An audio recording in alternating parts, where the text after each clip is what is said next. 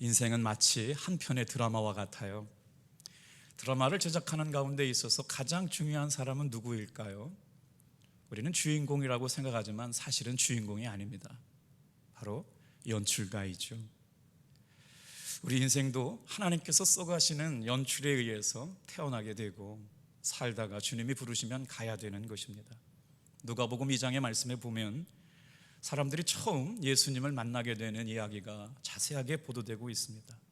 오늘 똑같은 일상에서 만나는 예수 성탄절 아니고 다시 한번 우리의 삶에 친밀하게 다가오시고 동행하시는 예수님을 만나는 그런 성탄절 되기를 주님의 이름으로 축복합니다. 예수님을 만났던 사람들의 고백 2장 14절이죠. 지극히 높은 곳에서는 하나님께 영광이요 땅에서는 하나님이 기뻐하신 사람들 중에 평화로다. 저는 이 말씀을 늘 묵상하면서 이 말씀이 은혜가 됩니다. 하나님이 어떤 사람들을 기뻐하셨을까? 누구에게 평화를 베풀어 주셨을까? 하나님이 기뻐하신 사람들. 오늘 영상으로 예배하고 있는 사랑하는 성도 여러분, 이 자리에 나와 계신 현장에 계신 성도님들, 하나님이 기뻐하신 사람들 되신 것을 축복합니다. 사람마다 다 차이가 있지만 하나님을 어떻게 믿게 되었을까? 예수님을 어떻게 구주로 영접하게 되었을까?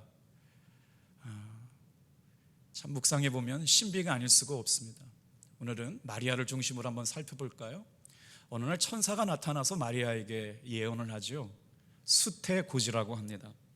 마리아를 통해서 예수님이 태어나실 것이라고 하는 걸 알려주게 되죠. 그 소리를 처음 들었던 마리아의 심정은 어땠을까요? 우리의 인생은 마치 알지 못한 일들의 연속입니다. 코로나가 우리에게 이렇게 밀접하게 다가올 것이라고 누가 생각했겠습니까? 목사의 딸이 코로나가 걸릴 거라고 누가 예측이나 했겠어요? 그럼에도 불구하고 그런 예측하기 어려운 일들이 우리의 삶에 일어나죠.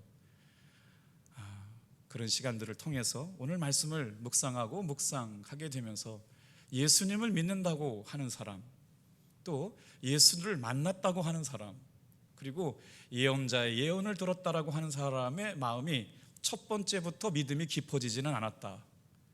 자, 수태고지, 당신의 태를 통해서 구원자 예수가 나게 될 것이다라고 하는 놀라운 소식을 듣게 되었던 마리아는 첫 번째 마음이 의심이었습니다. 놀랍게도 1장 34절 말씀을 좀 볼게요. 누가복음 1장 34절.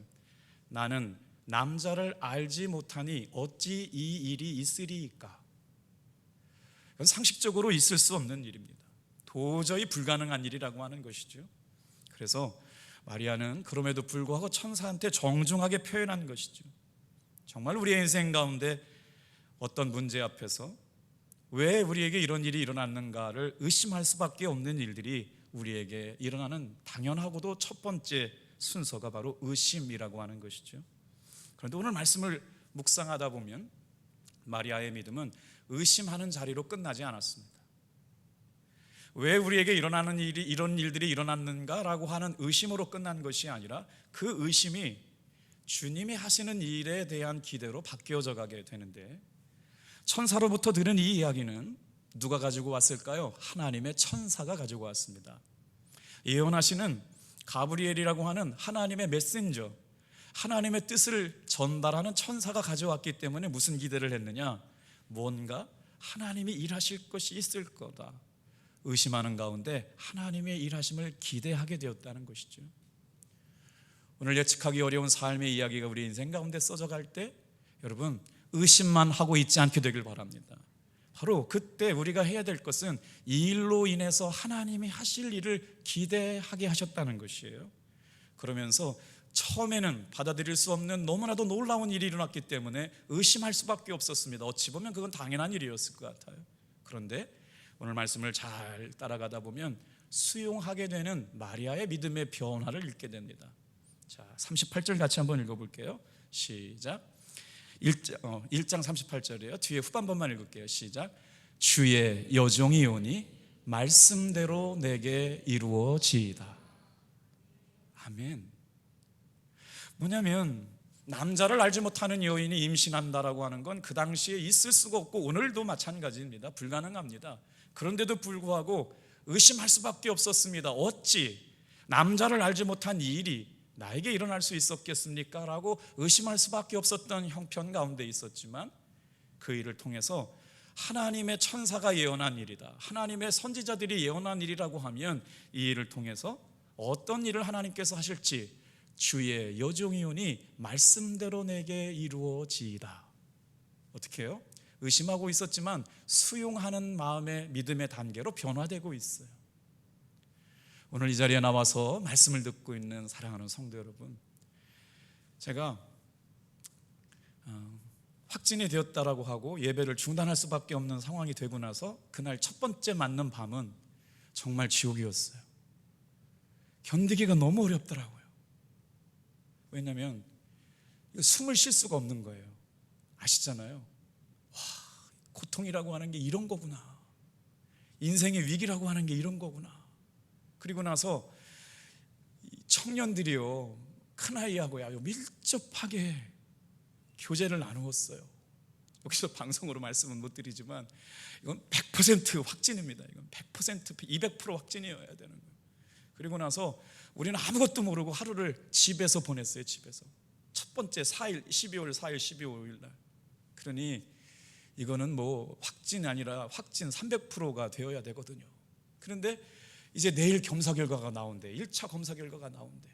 거기에는 할아버지들도 계셨고 아이들도 계셨고 아이들도 있었고, 그러니까 이것의 확진의 결과에 따라서는 또 얼마나 많은 시간들을 견뎌야 되고 이겨내야 될 줄 모르게 되는데, 아마 첫날 검사 같이 받으신 분들은 동일했을 거예요. 출근해야 되고 못해야 되고 막 이런 어려움이 있었잖아요.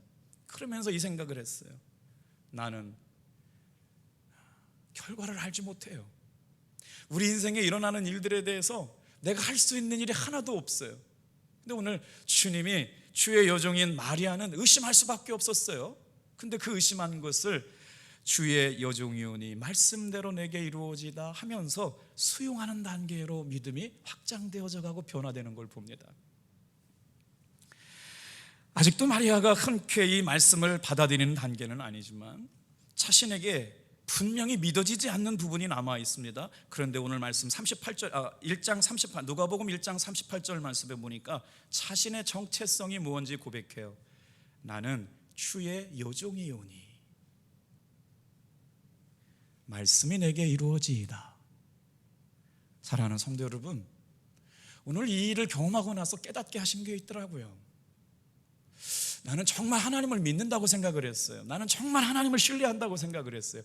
정말 하나님의 은혜로 산다고 생각을 했는데 확진이 되어가고 있는 일은 저와 상관이 없는 일이잖아요. 제가 막을 수도 없고 예측할 수도 없고, 이건 뭐 N차로 감염되어 불길에 나간다라고 하는 거를 이제는 결과만 기다려야 되는데 그 하룻밤의 밤이 얼마나 고통 가운데 하루를 지냈는지 몰라요. 그리고 나서 그 다음날 아침에 8시에 문자가 왔어요. 할렐루야. 이게 아멘 소리가 작아요. 할렐루야. 3호가 음성이랍니다. 둘째가 음성이랍니다. 셋째가 음성이랍니다. 근데 저만 결과가 안 나왔어요. 아니, 아침 8시에 문자를 주면 다 줘야죠. 근데 왜 저만 음성이 결과가 안 나와가지고요, 세상에 보건소에 전화했더니 전화가 안 돼요. 그 시간을 또 한두 시간을 지나가는 동안에 세 사람 확진되면 뭐예요? 음성 나오면 뭐예요? 제가 양성이면 이 시간이 이제 뭐 2주 동안 가야 되는데, 그 순간마다 주님을 묵상하게 되더라고요. 지금 마리아가 그렇잖아요. 나는 남자를 알지 못하는데 어찌 이런 일이 있으리이까. 하나님께서 그 천사를 통해서 예언하시면서 예수님을 잉태한 여인의 삶을 살라고 말씀하셨을 때 마리아는 두려웠을 뿐만 아니라 의심할 수밖에 없었죠. 그런데 34절에는 의심했지만 38절에서는 주의 여종이오니 말씀대로 내게 이루어지이다. 오늘 그래서 아주 작은 부분이지만 붙잡기로 했어요. 아주 작은 부분인지는 알겠더라고요. 뭘 알아요? 내가 목사로 부름받은 주의 종의 삶을 살아가고 있다는 걸 깨닫게 되었어요. 이 결과는 저와 정말 상관없는 것이었어요. 근데 그 고통이라고 하는 건 뼈마디가 녹는 고통이었어요. 온몸에 견디기 어려운, 그래서 십자가의 무게를 조금 알겠더라고요. 예수님께서 골고다 언덕을 지나가시면서 십자가를 지시고 오르셨을 때의 고통과 마음이 이럴 거 아닐까? 그리고 났는데 하루가 지나면서 확진자가 없다는 걸 깨닫고 하면서 이런 말씀에 생각했어요. 주의 종이오니 말씀대로 내게 이루어지이다. 또 그런 일이 있을 수 있겠지만 아마 지금 이 심정과 이 마음을 가지고 설교할 수 있는 때는 지금 이 시간밖에 없을 것 같아요. 주님, 제가 주의 종입니다. 주의 말씀이 내게 이루어지게 하여 주옵소서. 여러분, 오늘 말씀을 묵상하다 보니까 지금 의심할 수밖에 없어요. 지금 두려워할 수밖에 없어요. 지금 흔들릴 수밖에 없어요. 지금 믿어지지 않을 수밖에 없어요. 그런데 여종이 오니 그 말씀이 내게 이루어지이다. 그리고 나서 마리아의 믿음이 의심하는 단계에서 수용하는 단계에서 믿음이 확장되어지는 단계로 나아갑니다. 누가복음 1장 44절에서 45절 말씀을 좀 볼게요. 누가 찾아와요? 세례 요한을 잉태했던 사촌 엘리사벳이 찾아 나옵니다. 그가 방문해서 예언을 합니다. 무슨 예언을 합니까? 당신의 복중에 자라고 있는 아이는 메시아입니다. 그 아이는 성령을 통해서 잉태되게 된 것입니다. 사건이 일어났는데 해석이 중요하잖아요. 누가 해석해줘요? 사촌 세례 요한을 임신한 엘리사벳이 찾아와 가지고요, 성령의 능력으로 된 것이라고 하는 걸 마리아에게 알려주게 되는 것이죠. 엘리사벳의 지식과 마리아의 통찰이 자신의 삶에 일어난 이 놀라운 의심스러운 사건에 대해서 확증을 갖게 됩니다. 그러니까 지금 마리아의 믿음은 의심하는 단계에서 수용하는 단계에서 확실한 믿음의 단계로 변화되어 가고 있는 말씀을 봅니다. 누가복음 1장 46절 47절을 같이 읽어볼게요. 마리아가 어떻게 수용하고 있는지 읽어보겠습니다. 시작. 내 영혼 주를 찬양하며 내 마음이 하나님 내 구주를 기뻐하였으며. 다시 한 번만요. 자, 의심할 수밖에 없어요. 놀랄 수밖에 없어요. 받아들이기 어려웠어요. 그런데 그것은 주님이 주님이 이루어 가신 일이라고 하는 것이라고 하는 믿음의 단계에 이르르니까 수용하게 됐어요. 그런데 그 수용한 것을 확증시켜주는 엘리사벳이 찾아와서 복중의 아이가 메시아가 될 것이라고 하는 예언의 말씀을 듣고 나서는 어떻게 되느냐? 확실한 믿음의 단계로 나아갑니다. 내 영혼이 주님을 찬양하며 내 마음이 하나님 내 구주를 기뻐하였습니다. 그러니까 무슨 말이에요? 의지로만 순종한 게 아니고 마음까지 기뻐함으로 예배를 드렸다. 한 사람의 믿음이 견고하게 세워져 가는 것은 바로 성령께서 이루어 가시는 그 은혜 가운데, 여러분, 우리의 인생의 드라마를 써가시는 연출자 되시는 주님이 하시는 일을 바라보게 되는 시간들 되기를 주님의 이름으로 축복합니다. 그래서 오늘 이 말씀을 가지고 세 가지를 묵상해 보려고 그래요. 자, 우리 한번 따라해 보실래요? 우리 인생의 시작은, 우리의 인생의 시작과 끝을 알고 계십니다. 서두에 우리의 인생은 마치 드라마와 같다고 말씀을 드렸는데, 내 인생의 연출자 되신 하나님께서 스토리를 써가세요. 드라마를 만들고 계세요. 제 인생의 탑동교회 담임 목사로서 써가는 목회 이야기를 하나님께서 작품으로 만들고 계시거든요. 그런데 저는 지금 하나님이 써가시는 제 인생의 드라마가 어떻게 펼쳐질지 알지 못합니다. 그런데 덜컥 코로나와 같은 인생의 위기가 닥쳐왔어요. 그래서 연약함을 가지고 밤새 마음을 졸이면서 하나님 계속 예수님의 이름만 불렀어요. 기도가 안 돼요. 숨이 턱턱 막히고요. 잠이 안 오죠. 어떻게 잠을 잘 수가 있어요? 뼈마디가 녹는 그런 과정을 겪어야 되는 거예요.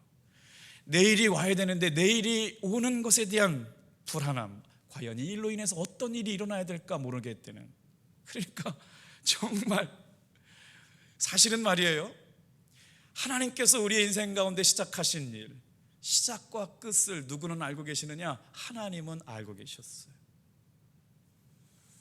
내 인생의 결론을 알고 계신 하나님께서 써가시는 일이라고 하는 거죠. 내 인생의 드라마가 어떻게 끝날 것을 알게 된다면 아마 싱겁기도 하겠습니다만, 오늘 마리아의 믿음의 고백을 따라가 보실까요? 자, 누가복음 1장 48절이에요.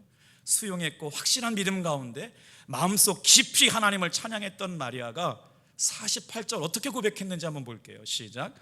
그의 여종의 비천함을 돌보셨습니다. 보라, 이제 후로는 만세 나를 복이 있다 일컬이로되라. 아멘. 보세요, 우리의 인생의 드라마가 주님의 손에 있어요. 연출가의 손에 달려 있어요. 그런데 우리는 시작도 불안하고 중간도 불안하지요. 결론을 몰라요. 왜 우리의 인생 가운데 이런 일이 일어났는지도 잘 몰라요. 그런데 마리아의 믿음을 좀 보세요. 그의 여종의 비천함을 돌보셨습니다. 보라, 이제 후로는 만세 나를 복이 있다 일컬으리로다. 마치 자신의 인생 가운데 메시아가 탄생하고 세상을 구원하신 예수님이 지금처럼 위대한 하나님의 구원의 역사를 이루신 것을 알고 있는 것처럼 복중에 수태고지, 성령으로 인하여 아이를 갖게 되었다라고 하는 이야기를 듣고 나서 마리아의 믿음의 변화를 보게 되는 것이죠. 이제 후로는 만세 나를 복이 있다고 일컫게 되리라고 고백하는 믿음의 단계까지 들어갑니다. 저도 중고등부부터 이렇게 성탄절 연극을 써도 보고 1막 3장, 2막 4장 이런 거 있잖아요. 저도 막 썼거든요. 주인공도 해보고요.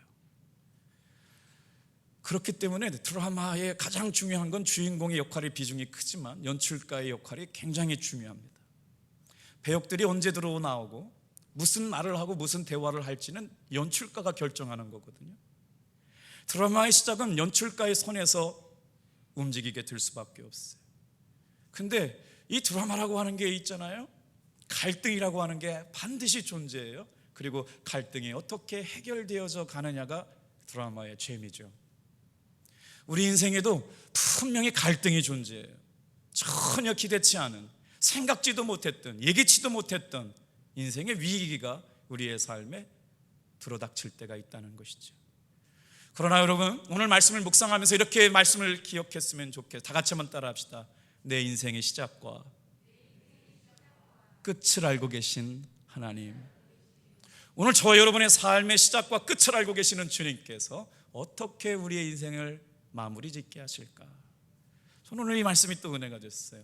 여종의 비천함을 돌보셨습니다. 보라, 이제 오르는 만세의 나를 복이 있다 일컬음이로다. 우리의 연약함을 알고 계시고 우리의 부족함을 알고 계시고 주님께서 긍휼히 여겨주시고 불쌍히 여겨주시는 은혜가 저와 여러분들에게 충만하게 있음을 믿고 그 길을 가시길 축복합니다. 그래서 놀라운 고백을 해요. 2장 14절 말씀 같이 읽어볼게요. 시작. 지극히 높은 곳에서는 하나님께 영광이요, 땅에서는 하나님이 기뻐하시는 사람들 중에 평화로다 하시니라. 오늘 이렇게 외쳤던 천사들의 고백이 영상을 보고 예배하고 있는 사랑하는 성도들과 또 이 현장에 나와 계신 성도님들께 함께 있기를 축복합니다. 미국인들이 가장 존경하는 목사님이 계시는데 흑인 인권 운동을 위해서 한평생 삶을 들이셨던 마틴 루터 킹 목사님이시거든요. 저 목사님이 1967년에 기독교 지도자 남북 컨퍼런스에서 하신 설교가 말씀을 준비하다가 제 마음속에 깊은 울림을 줬어요. 우리는 여기서 어디로 가고 있는가? 라고 하는 설교 제목을 잠깐만 그 대목을 읽어드려 볼게요. 똑같은 말씀이고 똑같은 예화임에도 불구하고 내가 어떤 삶의 형편이었는가에 따라서 그 울림은 달라지죠. 우리의 날들이 절망의 먹구름에 뒤덮여 황량할 때, 우리의 밤이 수천의 한밤중보다 더 어두워질 때, 이 우주에는 거대한 악의 산을 낮추는 창조적인 힘이 작동하고 있음을 기억합시다. 그 힘은 막 다른 곳에서 새로운 길을 내고 어두운 어제를 밝은 내일로 변화시킵니다. 도덕적 우주의 혀는 길지만 그것이 정의의 방향으로 구부러져 있음을 자각합시다. 아주 유명한 설교였거든요. 글쎄요, 자기의 삶이 오늘 밤이 수천 날의 밤보다 더 깊은 어두움에 휩싸여 있는 것 같은 때를 지날 때라도 하나님께서 어떻게 하시느냐, 거대한 악을 낮추셔서 위대한 하나님의 창조의 힘의 역사가 일하고 계심을 믿자 하고 예언했던, 고백했던 마틴 루터 킹 목사님의 설교처럼 오늘 우리의 삶이 깊은 어두움에 빠져 있는 것 같은 그때라도 하나님의 창조하신 능력의 힘이 오늘도 일하고 계심을 믿는 저와 여러분들 되기를 축복합니다. 어떻게 해요? 우리의 시작과 끝을 알고 계신 하나님께서. 이 설교를 마칠 때쯤에 결론을 이렇게 선포했어요. 우리는 승리했습니다. 우리는 승리했습니다. 마음 깊은 곳에서 나는 승리할 것임을 선포하고 믿습니다. 시작은 어떻게 끝날지 몰라서 두려워했지만 마틴 루터 킹 목사님은 결국 이런 설교를 하고 있다가 총에 의해서 아주 흉탄의 순교를 하게 되죠. 그는 그의 절체절명의 위기의 순간, 그 어느 첫날보다 더 깊은 어두움의 밤을 지나는 그때에도 하나님께서 우리의 인생 그 시작과 끝을 알게 하시는 분이 승리하게 하실 것을 믿었다라고 하는 고백입니다. 자, 사진 한 장 보여드릴게요. 여러분이 지금 어디에 서 있냐? 관광객 입장에서 지금 산 저편, 이쪽 편에 서 있고 계시고요. 그 관광객들이 바라보고 있는 곳이 어딘지를 말씀해 드릴게요.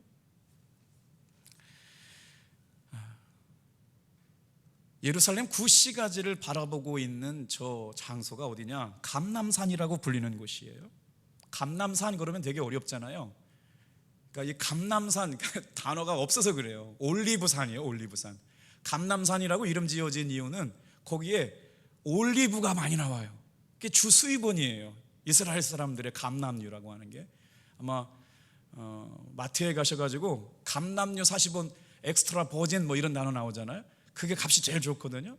왜냐하면 첫 번째 추출한 가장 순수하고 순결한, 그래서 감람산이라고 하는 산에서 저 건너편 거기에 뭐가 보이느냐?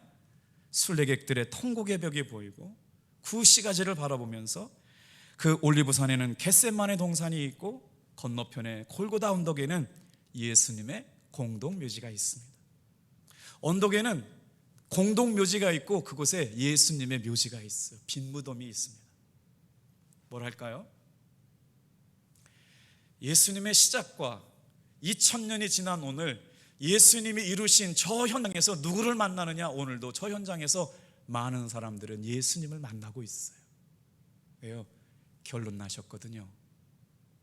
세상 죄를 구원하신 사건이 이루어졌음을 선포하는 사람들이 매 시간마다 저기 가서 예수님이 걸어가셨던 길들을 묵상하면서 예수님을 만나게 되죠.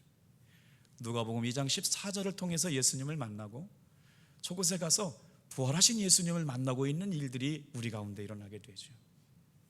자, 이제 말씀으로 한번 더 들어가 볼까요? 두 번째, 다 같이 한번 따라해 볼까요? 예수님은 문제와 갈등을 반전시켜 주십니다.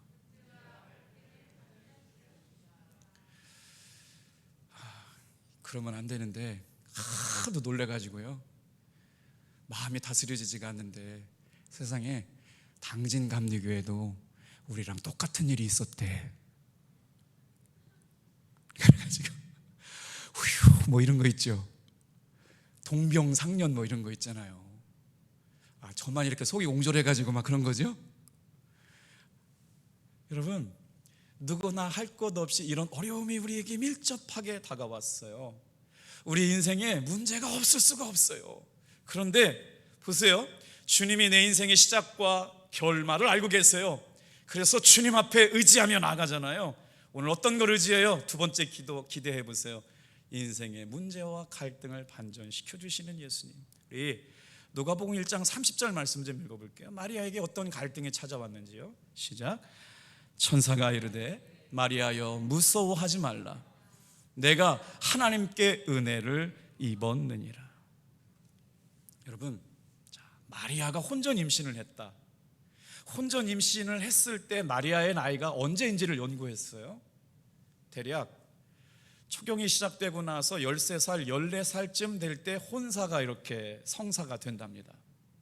그러니까 마리아의 나이를 추정하는 신학자들은 마리아의 나이가 14살쯤 되었을 거라는 거예요.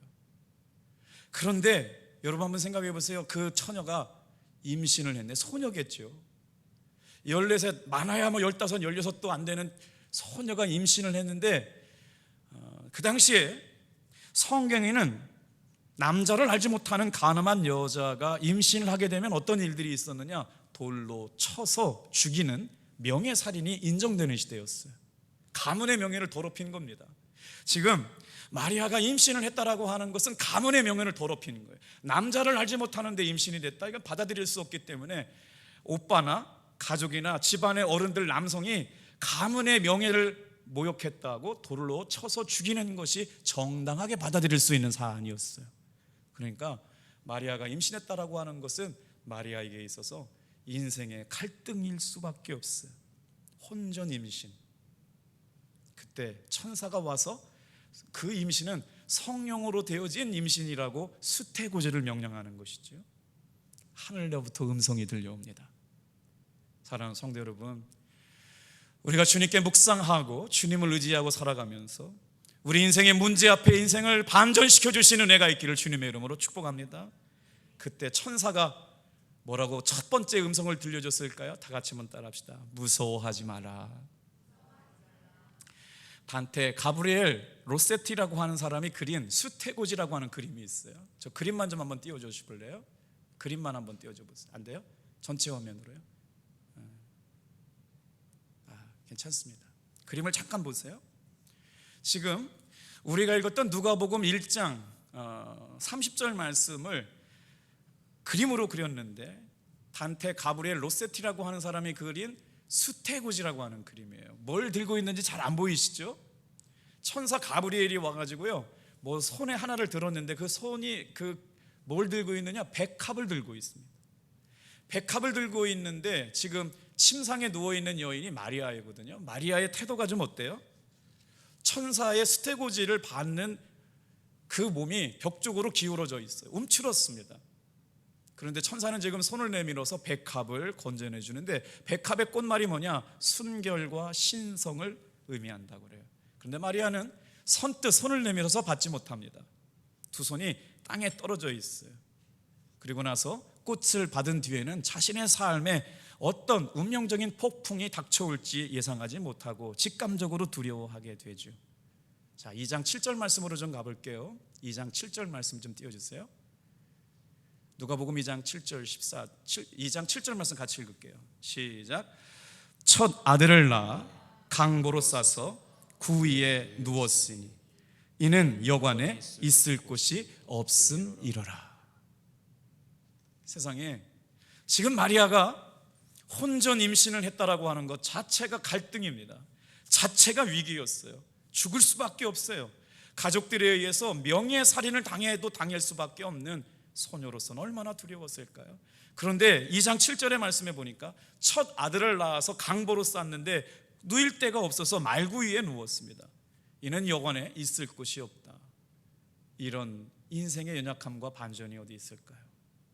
그런데 하나님께서 이런 연약함 가운데서도 주님께서 써가시는 인생 이야기, 사진 한 장 더 보여주실래요? 자, 이게 제가 찾을 수 있는 자료가 많지 않아 가지고요, 성지순례를 가다 보면 지금 누가복음 2장이라고 생각하시고 저기를 한번 가보세요. 성지순례를 가게 되면서 가장 첫 번째로 느끼는 느낌이 뭘까요? 예수님도 저렇게 생기셨겠다. 예수님이 여기서 나셨구나. 예수님과 같이 교제했던 사람들의 모습이 이럴 거다라고 하는 생각을 갖게 되는데, 저 지도가 이제 정확하게 이제 남북 방향을 설명하지 못하지만 설명 한번 해볼게요. 예루살렘과 베들레헴이라고 하는 곳이 있어요. 예루살렘은 지금 어디에 있냐면요, 이스라엘에 들어가 있거든요. 근데 베들레헴이라고 하는 곳까지, 예루살렘에서 베들레헴까지가 8km예요. 근데 지금은 못 들어가요. 어디를 못 들어가냐면 예루살렘은 들어갈 수가 있는데 베들레헴은 못 들어가게 되어 있어요. 누구냐? 그 땅이 베들레헴 지역이 팔레스타인 지역이거든요. 그래서 예전에는 들어갈 수가 있었는데 지금 성지순례 가는 사람들은 그쪽에 못 들어가게 되어 있는데, 거기를 지키고 있는 모습이 마치 오늘을 살아가고 있는 현대랑 똑같아요. 저 뒤편에 보이는 사람들이 뭐냐면 무장군인이거든요. 예루살렘 쪽은요 마치 유럽 같아요. 너무너무 잘 살아요. 그런데 팔레스타인 쪽으로 넘어가게 되면요 1960년대 70년대처럼 굉장히 못 살아요. 근데 거기를 왕래하려면 무장을 한 총을 든 군인들이 지키고 있거든요. 그러니까 경계선을 넘지 못하게 돼요. 오늘 이 본문의 배경이 말씀이 되는 예수님이 오신 소식을 전한 사실을 누가가 지금 상세하게 기록하고 있거든요. 그때 당시 황제가 누구였냐면 아우구스투스였어요. 칙령을 내려서 모든 나라 사람들에게 호적을 등록하게 했죠. 그때 시리아의 총독이 누구였냐면 구레뇨라는 사람이었어요. 근데 누가는 호적을 명령했던 황제의 이름을 정확하게 기록해 놓고 있습니다. 뭐라고요? 황제 아우구스투스라고요. 이유가 뭐냐? 이 로마 사람들이 예루살렘을, 이스라엘을 지배하는 통치 방식이 뭐냐면 폭력이었어요. 호적에 등록하라고 하는 건 뭘까요? 세금을 수탈하기 위한 효과적인 방법으로, 이게 등록하지 않으면 생활에 불편이 너무 많은 거예요. 등록을 해야만 살아갈 수 있게 되거든요. 그러니까 강압적인 통치 수단을 위해 가지고 호적을 등록하라고 말하는 거거든요. 식민지를 효과적으로 수탈하기 위한 폭력적인 방법이 지금 진행되고 있는데 누가 오셨느냐? 그 폭력의 땅에 예수님께서 오시게 된 거예요. 문제와 갈등의 땅, 희망이 없고 아픔과 문제가 연속되는 땅. 이제 말씀을 맞춰보려고 그래요. 세 번째, 나같이 한번 따라해 주시겠어요? 시작. 볼품없는 인생을 해피엔딩으로 끝나게 하십니다. 우리 한번 고백해 볼까요? 정말 그럴까요? 일주일의 삶을 고백해 보면서 그래요. 오늘 마리아의 삶을 묵상하면서도 그래요. 잭 캔필드라고 하는 사람이 이런 말씀을 했어요. 가장 절망적일 때 가장 큰 희망이 온다. 우리 한번 따라해 볼게요. 가장 절망적일 때 가장 큰 희망이 온다. 제가 위기의 순간에 딱 맞닥뜨려 보니까 어떻게 되냐면 생각 자체가 멈추어지더라고요. 뭔가를 해야 되는데 위기의 순간 딱 맞닥뜨려지니까 생각이 딱 멈추어지게 돼요. 그리고 나서 뭐가 일어나요? 염려와 걱정과 불안이 막 엄습해오죠. 그게 인생의 시작이라면, 하나님께서는 내 인생의 시작을 알고 계세요. 내 인생의 마지막의 결론을 알고 계세요. 왜? 하나님의 손에 의해서 써져가는 작품이거든요. 여러분의 인생도 마찬가지예요.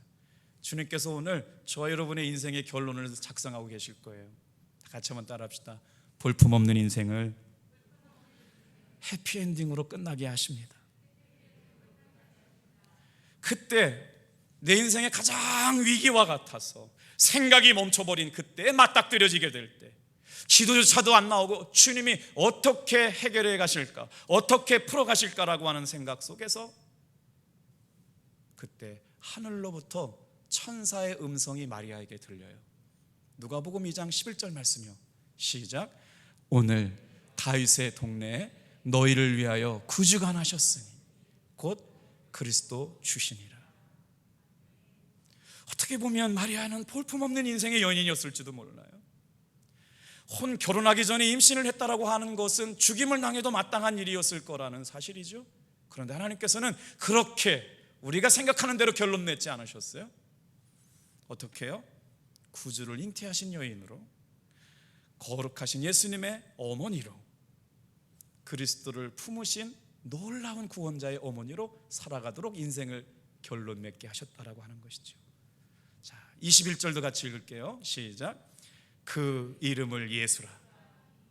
곧 잉태하기 전에 천사가 일컬음 받아라. 무슨 말씀이냐면 아이를 잉태하게 될 거라고 얘기했던 수태고지 가브리엘 천사가 아이를 낳게 되면 예수라고 하라고 이름을 줘줬던 이름이 이루어져 가지고 이름이 됐다. 예수가 되었다. 사랑하는 성도 여러분, 예수의 이름이 뭔지 아세요? 하나님은 구원이시다. 구원자 예수. 다 같이 한번 따라합시다. 우리 주 예수 그리스도. 똑같은 성탄이 아니라 주님께서 오늘 우리의 삶 가운데 내 인생의 시작을 하시고 끝을 알고 계신 하나님께서 오늘 이 시간에 써가시는 인생 드라마 가운데 어떻게 결론 내실까? 지금 비록 문제가 있고 갈등은 있고 어려움이 있고 결론이 어떻게 날지 못하는 초조함과 두려움이 있음에도 불구하고 우리의 삶에 반전을 시켜주실 뿐만 아니라 우리의 볼품없는 인생이라도 주님께서 해피엔딩으로 끝나게 하실 것을 믿고 오늘도 여러분 그 주님을 만나는 여러분 되길 축복합니다.